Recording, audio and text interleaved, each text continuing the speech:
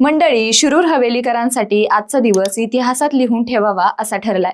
कारण अखेर शिरूर घोडनदी येथे जिल्हा आणि अतिरिक्त सत्र न्यायालय स्थापन होणार आहे. राज्य मंत्रिमंडळाच्या 4 नोव्हेंबर 2025 रोजी झालेल्या बैठकीत हा ऐतिहासिक निर्णय घेण्यात आला. यासोबतच दिवाणी न्यायालय आणि शासकीय अभियोक्ता कार्यालय स्थापन करण्यासही मंजुरी देण्यात आली आहे. तसेच या न्यायालयांसाठी लागणाऱ्या पदनिर्मितीलाही शासनाने हिरवा कंदील दाखवला आहे. या निर्णयामुळे शिरूर आणि परिसरातील नागरिकांना न्यायालयीन कामांसाठी पुण्यापर्यंत धाव घ्यावी लागणार नाही.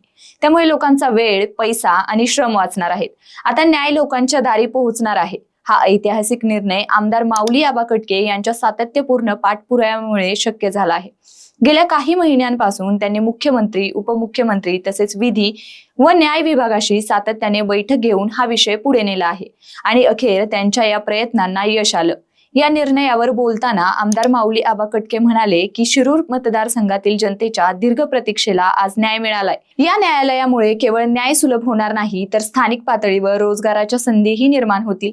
हा निर्णय म्हणजे शिरूरच्या विकास प्रवासातील एक सुवर्णपान ठरला आहे. तर मंडळी, या निर्णयाबद्दल तुमचं काय मत आहे कमेंट करून नक्की सांगा आणि महाराष्ट्र जागरणला सबस्क्राईब करायला विसरू नका.